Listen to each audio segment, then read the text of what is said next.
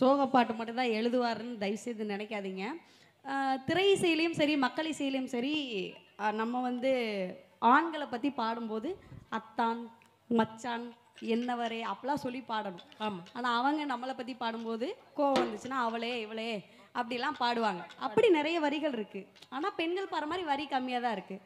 அதான் ஐயா பார்த்தாரு, என்ன எல்லாம் அந்த மாதிரி வரிகள்லாம் அப்படி இருக்கே அப்படின்னு ஒரு பாட்டு எழுதியிருக்காரு. மொதல் வரியே எப்படி ஸ்டார்ட் ஆகும்னா ஏலே கிறுக்கு பயலே, அதான் மொதல் வரி வந்து அப்படி தான் அந்த பாட்டு வந்து தொடங்கும்.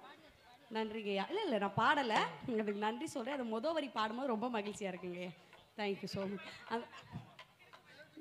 இல்லை அப்படி பெண்களுக்கு என்னெல்லாம் தோணும் அப்படிங்கிறது அவங்க மனநிலையிலேருந்து யோசித்து நிறைய எழுதியிருக்காங்க. இப்போ நாங்கள் பாட போகிற பாட்டு வந்து விஜய் டிவியில் ஒரு முறை வந்து சுகந்தி வந்து அவங்க போட்டியாளராக இருக்கும்போது 2 பேர் சேர்ந்து ஒரு பாட்டு பாடணும், ஒரு பாட்டு எழுதி கொடுங்கண்ணேன்னு சொல்லி ஏகாதசியாட்ட கேட்டோம். எழுதி கொடுத்துட்டாரு. அந்த பாட்டு வாங்கி பார்க்குறேன், வீட்டுக்காரை பற்றி எழுதி கொடுங்கன்னு கேட்டிருந்தேன் அவர்கிட்ட. எழுதியிருக்கிறாரு பாருங்க, அப்படியே வச்சு நல்லா எவ்வளோ செய்ய முடியுமோ செஞ்சு விட்டுருந்தாரு. நான் பார்த்துட்டு அண்ணே நான் இந்த மாதிரி எங்கள் வீட்டுக்கார பாடினதே இல்லையே, ஏன் ராஜி எப்போ பார்த்தாலும் புகழ்ந்து பாடிட்டே இருக்க, இந்த மாதிரி ஒரு தடவை பாடு, அதெல்லாம் யாரும் எதுவும் தப்பாக நினச்சிக்க மாட்டாங்க, உங்கள் வீட்டுக்காரை பற்றி எல்லாருக்கும் தெரியும், இருந்தாலும் இது காமன், எல்லா வீட்டுக்காரை பற்றி பாடுற மாதிரி அவங்கவுங்க வீட்டுக்காரருக்கு டெடிகேட் பண்ணிக்கிட்டோம் அப்படின்னு சொல்லி எவ்வளோ சந்தோஷமாக வந்து ஒரு வீட்டுக்காரரை திட்ட முடியும் அப்படிங்கிறதுக்கு ஒரு பாட்டு வந்து ஐயா எழுதி கொடுத்துருக்குறாங்க. அது நானும் சுகந்தி இப்போ பாட போகிறோம். ரொம்ப நாள் கழிச்சு 2 தோழிகள் வந்து சந்திச்சுக்கிறாங்க. பார்த்தோன்னே கேட்குறாங்க, உங்கள் வீட்டுக்காரவனை எப்படி பார்த்துக்கிறாரு, உங்கள் வீட்டுக்காரவனை எப்படி பார்த்துக்கிறாரு அப்படின்னோடனே அவங்க பதில் சொல்கிறாங்க. அதுதான் இந்த பாட்டு, கேளுங்க.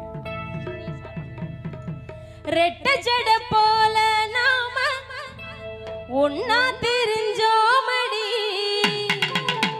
குத்த வச்ச பின்னால தானே கொஞ்சம் பிரிஞ்சோமடி.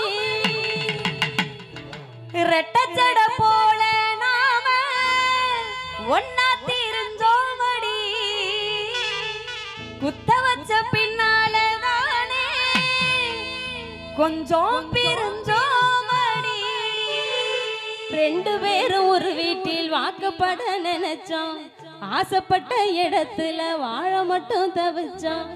2 பேரும் ஒரு வீட்டில் வாழத்தானே நினைச்சோம், ஆசைப்பட்ட இடத்துல வாக்கப்பட நினைச்சோம். ஆக்சுவலா அது எழுதல ஐயா, வேற 2 பேரும் ஒரு வீட்டில் வாழத்தானே நினைச்சோம், வடக்க நீயும் தெக்க நானும் வாக்கப்பட்டு தொலைச்சோம். ரெட்ட ஜட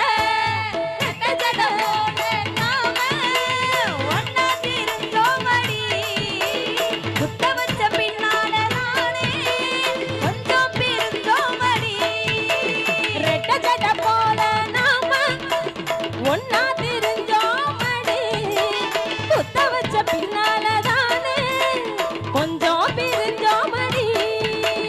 2 பேரும் ஒரு வீட்டில் வாழத்தானே நினைச்சோம், வடக்க நீயும் தெக்க நானும் வாக்கப்பட்டு தொலைச்சோம். 2 பேரும் ஒரு வீட்டில் வாழத்தானே நினைச்சோம், வடக்க நீயும் தெக்க நானும் வாக்கப்பட்டு தொலைச்சோம். ரெட்ட ஜட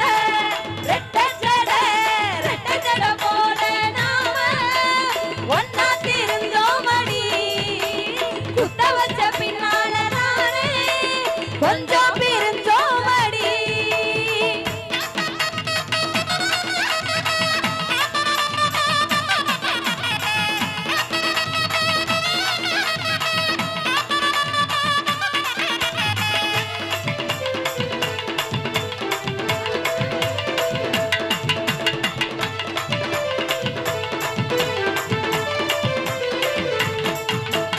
டாஸ்மார்க்க சுத்தி பார்க்க என் புருஷன் போவாங்க, வெட்டியத்தான் ஊத்தி விட்டு வீடு வந்து நிப்பாங்க.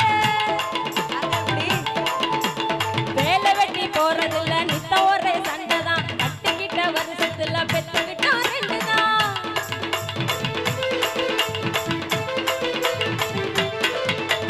டாஸ்மார்க்க சுத்தி பார்க்க என் புருஷன் போவாங்க, வெட்டியத்தான் ஊத்தி விட்டு வீடு வந்து நிப்பாங்க. வேலை வெட்டி போறதில்ல நித்த ஒரே சண்டைதான், கட்டிக்கிட்ட வருஷத்துல பெத்துக்கிட்டோம் 2 தான்.